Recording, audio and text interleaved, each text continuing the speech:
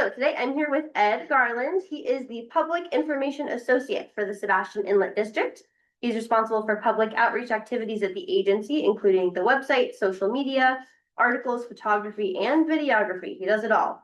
Participation in public events and speaking engagements like this one. Ed joined Sebastian Inlet District in August of 2021 after 21 years with the St. Johns River Water Management District. He is a former newspaper reporter and columnist at Florida Today and wrote for newspapers in Maine and New Hampshire. And with that, I will turn it over to Ed. Thank you, Honor. Thanks for coming. I really appreciate it. The Sebastian Inlet District, I figured I'd just give some basics on what this agency is. A lot of people see it on their tax bill and they have no idea what we do, or they'll get it confused with Sebastian Inlet State Park, which is a different entity. But we were created in 1919 by a special act of the legislature. So we're a special district.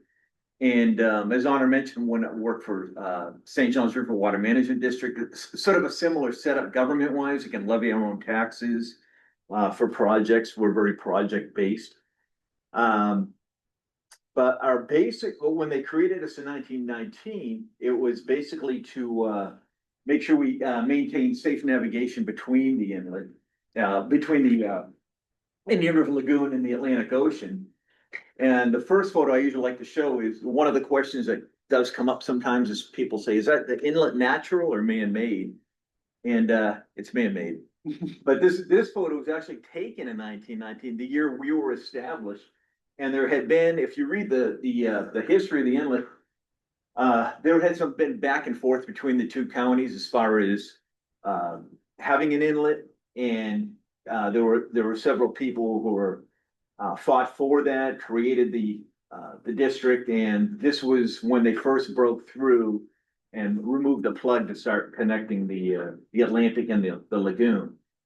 Our boundaries, as far as for levying taxes and all, and I can't answer why the boundaries are like this. I'm sure it was political way back in the day, but basically it's the Osceola line, then down along 60 and up through, sort of jogs up through Vero Beach, along A1A over to Suntree Boulevard and up. So that's basically our region. We have a 5-member elected commission to serve represent Brevard County and 2 for Indian River County. We have more constituents. The largest part of our population is in Brevard, and that's why it's 3-2. They serve 4-year terms. And the district, our main projects that we do are besides, of course, the navigation is dredging the inlet channel, placing some of that sand on the downdrift beaches when necessary, and environmental protection. And I'll get into a little how we do that as well. I had updated this slide, and I didn't think to put, but I had a little map that shows that the inlet's one of 5 navigable channels along the Indian River Lagoon. You have Palms Inlet, Jupiter Inlet, Fort Pierce, ours, and I know I'm missing St. Lucie. St. Lucie, thank you. Yeah, I don't know if they count Canaveral because of the box. Yeah. Oops. Oh, there we go. Yeah, so one of the things that's a little interesting about our agency is we maintain the channel markers in the inlet channel itself, not on the intracoastal waterway. That would be Florida Inland Navigation District. And because we're only a 3-person office, we're not above wearing a lot of different hats. So that's actually one of our commissioners here, Michael Rowland, who lives in Malabar. So he represents Brevard, and that's actually our executive director. And this was probably 2 weeks after I started here back in 2021. We had a wayward buoy, and we went out and got it. And of course, because we're only 3 people, the 3rd person does the financial stuff, not the commission. We basically is contractors for most of the projects that we do. In this case, you'll see this boat over here. I took a photo of putting a channel marker back in place. We also have available. We're trying to decide whether to keep printing them because of cost, but they are available online because the print versions are waterproof, but we have navigation guides as well. And then as far as projects, we do sand dredging every 4 to 5 years in the inlet. The sand comes in, there's an area about 45 acres called a sand trap, and it's designed to catch a lot of that sand. And we just finished, literally about a week ago, they started demobilizing, but they did some truck hauling and a mix of, bringing in by, sand by truck and then dredging from the channel onto the, downdrift, the southern beaches, because the way the sand moves, we keep the channel maintained, but we also, nourish the beaches.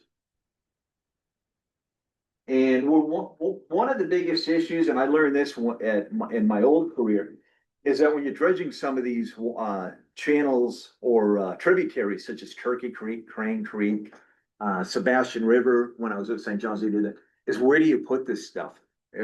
Obviously, we have an area where we can put it on the beaches, but not all of it is beach compatible.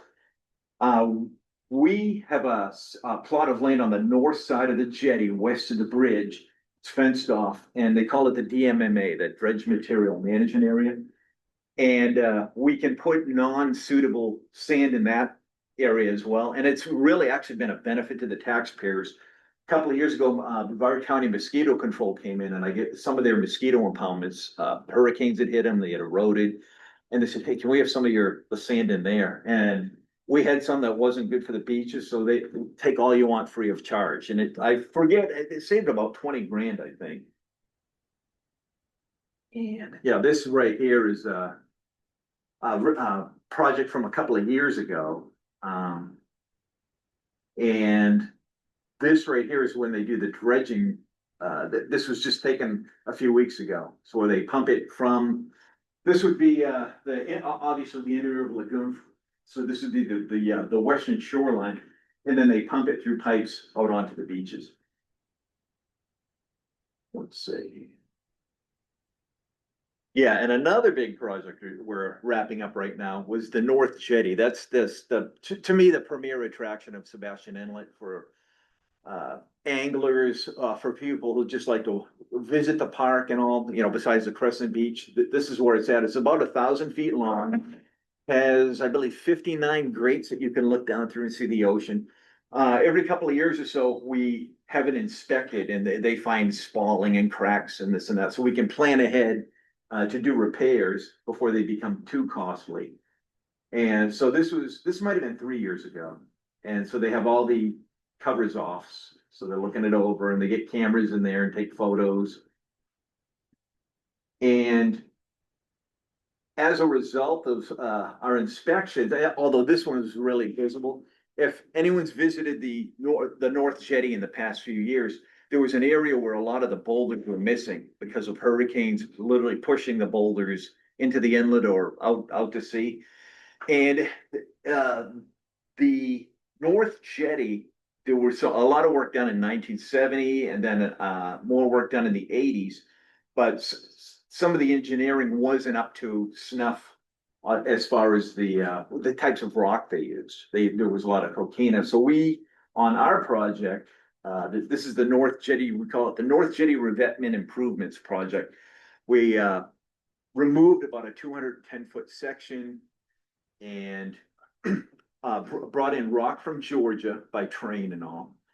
And then they had rock mattresses, these mattresses that are full of gabion stones, which are about this big. Put that in there, brought the rock in, then put steel sheet pile behind all of that on both sides, filled it with sand inside of that, capped it off with a new sidewalk, and of course, new railing. And this next project. So the rock now goes 30 feet out from where you're standing. So it'll be there for a long, long time. We're probably 60, 70 years on that section, easy. This is a project from about 3 years ago. Because we're maintaining the navigation channel, we don't want it filling up with sand, and we had some escarpments, especially on the north side, that were eroded. If you go to the very far end on the north side of the jetty, you'd have people hanging off the cliffs and fishing. And this all along they can see this, folks online, hopefully. There is an old rusty section of sheet pile that's decades old, and that was used sort of as a well, you can't see it now, it's covered. But to sort of delineate a new shoreline on the north side. So that's sort of a before and after. And on the south side, there were areas where there was rock missing. So you can sort of see almost like stripes in the photo with the white and the gray was the older rock. So we beefed that all up. And this is back on the north side again. And you can see over on the south side, the rock there. This project is not ours. This one I receive a lot of emails and calls on, but DOT, Florida Department of Transportation, is going to be replacing the bridge, which opened in 1965 to the public. And we did a feature story on it a couple of years ago. So that, you know, the bridge is, what, 60 years, maybe just me, 60 years old. And it'll be, right now it's 39 feet from mean sea level. It'll be 51 feet. It's going to be wider. And anyone who's tried to ride a bicycle or walked along it knows how dangerous it is. There will be travel lanes for pedestrians and bicycles and these little cantilevered balconies, so to speak. And it will maintain the catwalk, because the catwalk's been in unsafe condition for a couple of years now. It's been closed to the public. And I know I was receiving calls from anglers worried about not having the catwalk to fish from, so that'll be back. And this is an artist rendering I took from the DOT website, so you can see the says proposed, but it's definitely going up, and that's the existing bridge. So 39 feet, 51 feet. And then we also say, even though we are a navigation agency, the seagrasses and the wildlife are an important part of our mission. And part of the reason we have the markers and the channel that you saw there was so that we can keep the boats where they should be and protect the seagrass beds. We also do studies, and I just posted the article's not out yet, but the report's out on our website. We have an annual study looking at these 6 zones that we study as well. For the seagrass to see how it's doing. And it's only lost, I think in the past few years, maybe about an acre. And depending on time of year, it could have also been because of weather, but it's pretty much been holding its own since I've been there. And of course, we've got there's sea turtle nesting counts that are done with the state park. And we post those updates when they count nests. In fact, I think I just posted it yesterday on our website. Black skimmers, you've got dozens of species of birds. I think it's somewhere close to 100 species have been sighted there. And the state park has put these beautiful signs out there too to help you identify what to look for. But the seagrass. So these are the 6 zones. So in this photo, to the right would be you're sort of looking at the lagoon, looking north. To the right would be the inlet, and these are what we call the flood shoals, and that's where they do the seagrass studies on that and the transects and the counts. They do aerial study, photography, and they also do ground truthing as well, like you see in this photo. See. And these are just some photos I took a couple of years ago showing some of the beds. We also we are science-based. We work with Florida Tech, and for about 15 years or so, maybe a little longer, they've been gathering information on waves, the shoreline action. They give an annual report on what the sand is doing during certain times of the year, whether the beach is building up or dropping off. It fluctuates depending on how high the seas are. The Gulf Stream movement, actually, a number of other factors, and those reports are also on our website. And we have a 3-day forecast for waves that you can also go to on our website to see what they're going to do. And working with biologists to monitor these habitats. We keep an eye on the hard bottom reef near the shoreline. Of course, the seagrass, like I had mentioned. And these are just some photos I took. And we also launched a couple of years ago a program with Coastal Connections based out of Indian River County, for beach cleanups, and they have these beach baskets out there. They had several stations. I help monitor and report on 3 of them. But you can basically grab a basket, pick up litter, weigh it. There's a little scale. It's sort of hard to see the table in there. And then there's a QR code where you can put in your information and they can gather it to see how much trash is being cleaned up. And there's 2 on the North Shore that I monitor, and 1 over near the T dock, if anyone knows what the little T dock fishing dock is. This was canceled this year, but basically due to all the projects we had going on, the dredging, but the state park, we work with the state park and law enforcement from all over the state for this annual cleanup, and it's a big deal. Last year was a 2-day event. People donate food and water and supplies and stuff. They come on out, and it gives them practice for diving for emergencies, obviously being police divers, but they bring up hundreds of pounds of everything from pieces of boats that have sunk out there, fishing lures, things you wouldn't believe. Well, of course, a lot of garbage, monofilament, and they can fill a trailer with that. 2 years ago, we did an economic analysis of the inlet. What's its value to the region? We hadn't done one in 10 years. And at that point, it was somewhere in the neighborhood of, say, $250 million. And of course, in 10 years, you can expect everything's gone up. The estimation now is 1.1 billion, which isn't bad considering the maintenance of the inlet. What we do costs about 5 million annually. So the return is pretty good. And of course, the numbers, in case anyone gets it, tourism spending 953 million, 150 million for local boater spending, property values. There's a formula they have that looks at properties. If you live right near the inlet or 10 miles away, how much more is your home worth, that kind of thing. So they looked at pretty much every aspect. So it is economic engine here. We have a website, and it has our weekly fishing report, which is posted on Mondays. I have a gentleman who's been fishing the inlet since about 1970, and he'll tell you what tides to fish on, what time of day to fish, what species you're going to catch, of course, what kind of bait. He sends it to me on Mondays. I clean it up a little, add some photos that I take. I go down there, try to get down there weekly, and we have that. The webcam is probably our most popular item, firing above everything else. We had to take it down in November. It was November, yes. The beginning of the North Jetty project that I just showed you earlier. But it's the project we're planning to open in July, and hopefully the webcam will be up and ready. I did see the base, they're moving it to a better location. But we get tens of thousands of hits monthly on the webcam.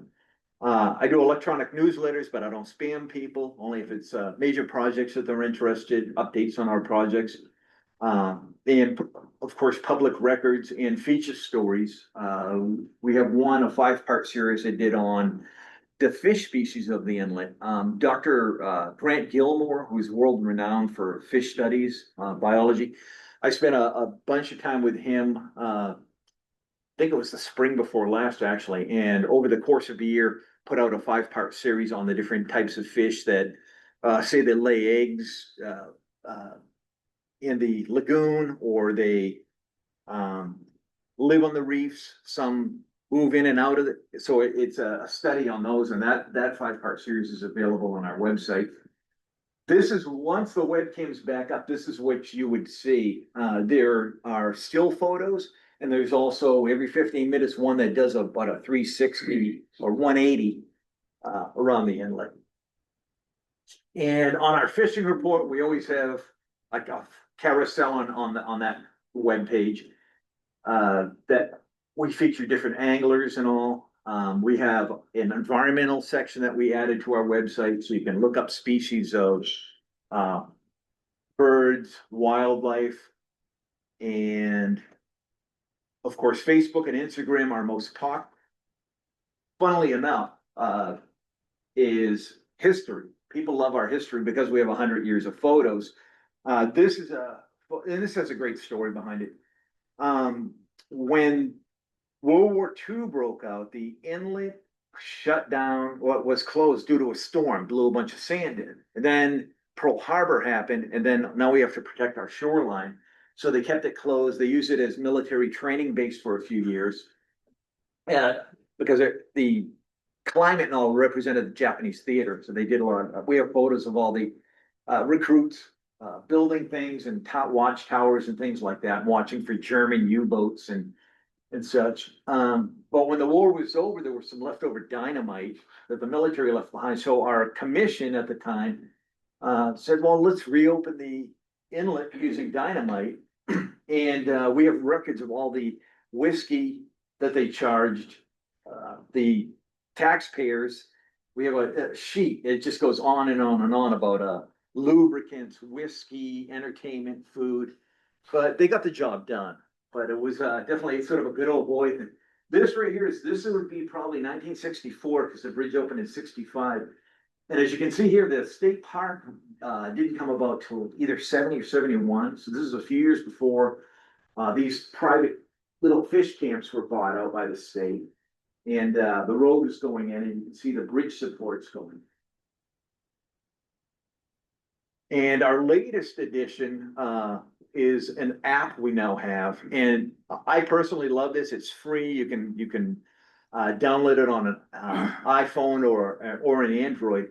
But that yellow bar at the top of the phone, that's basically a NOAA weather alert. And it was going off a lot this weekend as things come to. It's really handy. It's directly from NOAA. The webcam, once it's up and running, instead of having to go to a computer, you can just go to your phone and say, okay, what are the conditions like at the inlet today? Should I go fishing or should I go, take the family out there? I've created and I've been trying to expand it, a fish identifier, so that if you really don't know your fish, you could go on there and just look it up, whether it's a snook or a, drum or sheep's head. What else do we have on there? I'm looking at it. The fishing, of course, our weekly fishing report as well is on there, and a number of other features. This is another thing we added too on the navigation section. You can zoom in and see what the channel markers are. And if you click those on, you can actually see a photo of the channel marker and its coordinates where they're located. Our news section on the app will give you updates on projects, anything that's going on, closures at the jetty. Examples right here is the sand dredging project, which was winding down, and the North Jetty project update. And this is what the NOAA updates look like. So this it's funny, this photo is probably like a year old, so this is May 27th, but Doppler tracking strong thunderstorm over sharps, etc. The website actually has a new look too now. The company that we contract with to provide our website, I worked with them for a couple months on it, so it has a much cleaner look. And that's my presentation, but I'd be happy to answer any questions that you may have. Yes. I have a question. On one of your photos, it showed the beach area in the north and the south. Yes. Is the beach built up on the north because of the jetty and the amount of sand, or is there a lot of sand on the south side being taken away and not? Yeah, the way the sand moves, if you look, and you're correct. You're right. No, you should be good now.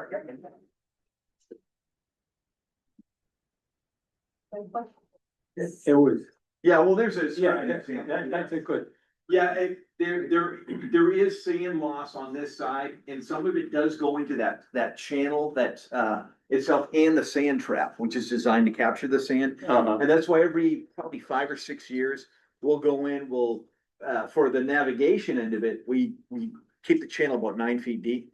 That's when they'll pump it down to the downdrift beaches. And what we did just now was about, the one we just wrapped up was about 2.5 mile section of beach that's placed back on there.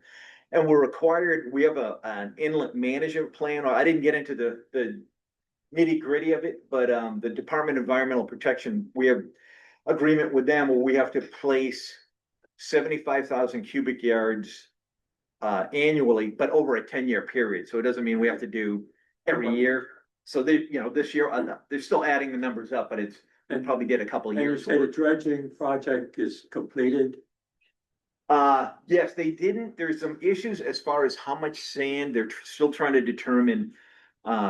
With the dredging, how much sand was removed. It likely wasn't enough, so we're gonna be having to work with the contractor to have them possibly come back in to remove So, more sand, but Is the piping and everything still in, or they? no, the piping has been removed. They demobilized last week, I think it was.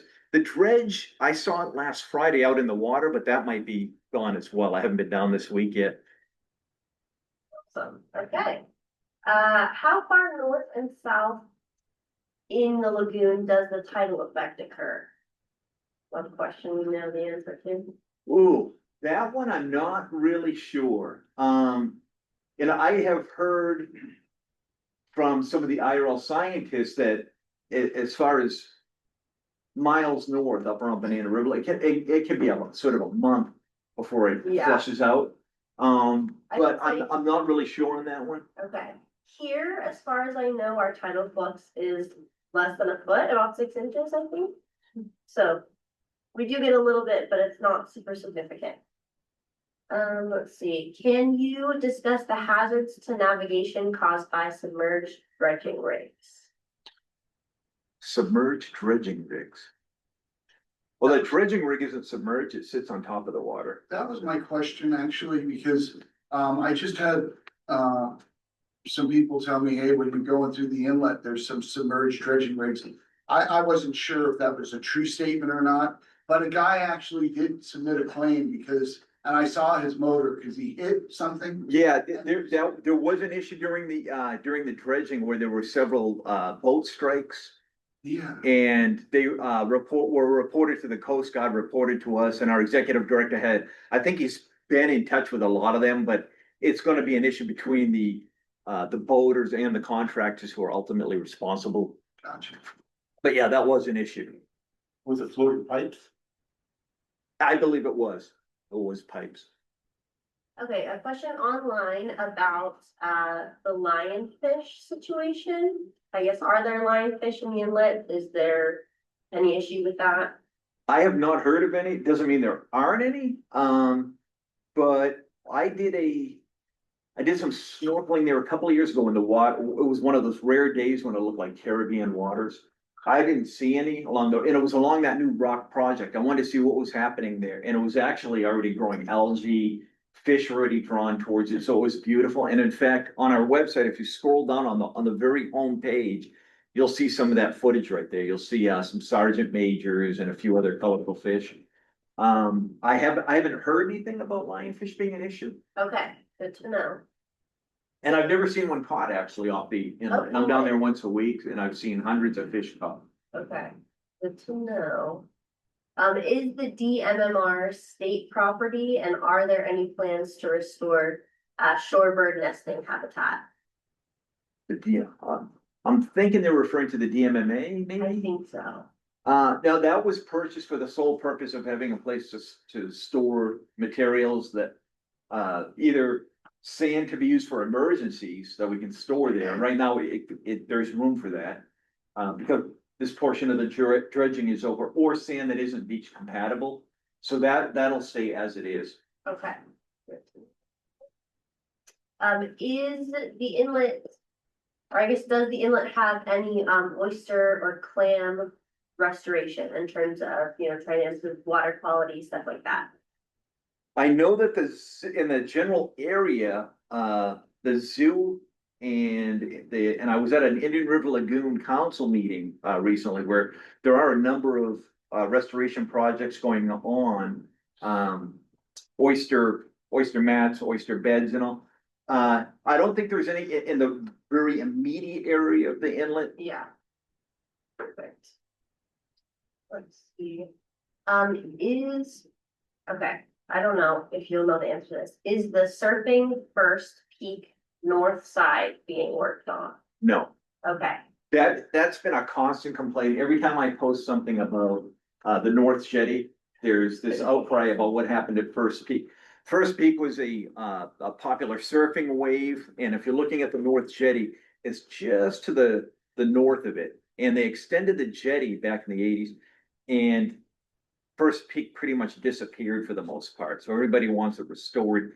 It's probably never gonna happen. It's not really our mission's navigation, and it's unfortunate that it can't surf it anymore, but I do get receive a lot of complaints about that. But I'm not gonna lie and say, yeah, we're gonna fix it. It's really not an issue. There used to be a lot of friction between the painters and the surfers. Yes. During the seventies and so forth, because the surfers used to walk out on the jetty and jump off the jetty. So they wouldn't have to paddle out and right in between the fishermen. No wonder. See, I hadn't heard that. That makes sense though. But I've heard about the battles that ensued over the It years. was Yeah. especially bad when the Blues were running, Oh, because you had the guys that had been out there since dawn, and they've been, and then they're throwing, you know, with steel treble hook lure, yeah. The only time these surfers jump off the pier is when they went out to monster holes, right? Yeah. Yeah. yeah, Monster Hole is still there. That's an area on the south of the jetty, pretty far out. Oh, there that you can, yeah, pretty much around what here? I think they're right. I like. Awesome. Okay, any other questions? Yeah, we'll just talk loud so that this. Okay, when it shoals, does it usually do on the north or the south side of the cut? Like when the sand pushes in? Well, there is an area, and I forget the nickname of it, but there is an area where sand sometimes, depending on the time of year, will build out on the south side of the jetty. And from what I understand, yeah, depending on when the sand trap is dredged, it can actually affect the buildup of sand here. It's a very dynamic environment. Yeah, it changes a lot. And, Yeah. has there ever been a dredging project just offshore of on the south side? You know, so maybe a quarter mile out, and then, you know, the sand pumped from the offshore sandbar right onto the beach. No, I'm not aware of any dredging that has occurred pulling sand off there, but it has been a discussion among our commission because there are some areas that out on the ocean where you can, I forget the name of those submerged bodies that are possibilities for putting sand out there. But I'm not aware of us having done it from that spot itself. It's primarily the sand trap, which is over here near the lagoon, and then the channel itself is their main concern. And is the sand trap also, the area that like boats go to and they kind of like, it's kind of like a sandbar? You know what I'm talking about? Yeah, I do. I can see a lot of boats out there. Yeah, that's actually, yeah, that is more of a sandbar, more of a shoal area. And of course, I'm sure a couple of weeks ago on, Memorial Day, it was probably packed, and where you could walk from boat to boat. It's so Right. busy. And there's not much seagrass on that area either, luckily. The big tidal difference between the beach and the inlet, is that because of the amount of water that is pushed in to the lagoon and it takes that much time to come out? Because there's a little over 2 hours to. Yeah, pretty much. I mean, cause it's the only inlet, of course, for many miles, and it is, you can see the force of it. I've Yeah. done videos and social media posts on how fast it can move. And in fact, there was I won't forget that day, we were having an outdoor meeting planning for that shoreline project that I showed you with the rocks. And I told boss, I said, hey, I'm gonna go over and get some photos for the fishing report. So I drove under the bridge and parked in the parking lot over on the beach side. And as I got out of my truck, I hear help. Grabbed a camera, ran over to the guardrail on the north jetty, and the tide was going out. There go some coolers, there go some anglers, and I asked them, "Where's the boat?" They said it sank like that fast because the tide was moving so. It was a small boat, and luckily there were some people who were trolling and drifting out near the mouth of the inlet who I actually got video that I think Miami State Station used. Of them pulling these folks back up onto the boats and grabbing all their stuff. It's definitely a local knowledge-based inlet as far as navigation. We always recommend folks talk to people who've use it a lot, because I've been out there a couple of times where myself with friends who have said, put your life jacket on the boats inshore, because you know, the wave coming over you and it might not be coming back up. Is that why they sunk? Because of where it came up from? You know, I don't remember, it was, I know the water was rough that day and it was going on, and it probably was. Cause I've been in some that where you drop, like, feels like a roller Yeah. coaster in the videos, the waves smack, you know, you time it wrong and. Right. But yeah, it's not uncommon for those kinds of things to happen up. And other times, the rare times, it can be as crystal clear. I saw somebody out at the end of the jetty one time, the water was so clear, he was pointing out fish to a boat, a diver. Which I'd never seen before, because it can be really hazardous. Mm-hmm. Current. But I encourage you to, yeah, if you don't have our app, you might want to try it out. If you don't like it, you can always get rid of it, but it's free of charge and has a lot of neat tools, especially the weather warnings and the webcam ones. The And the webcams. app is what, Sebastian Inlet?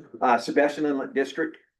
And you can go to our website too, and there's a QR code where it'll do it automatically for you. Okay, well, thanks, everybody. Thanks, Ed. Thank you.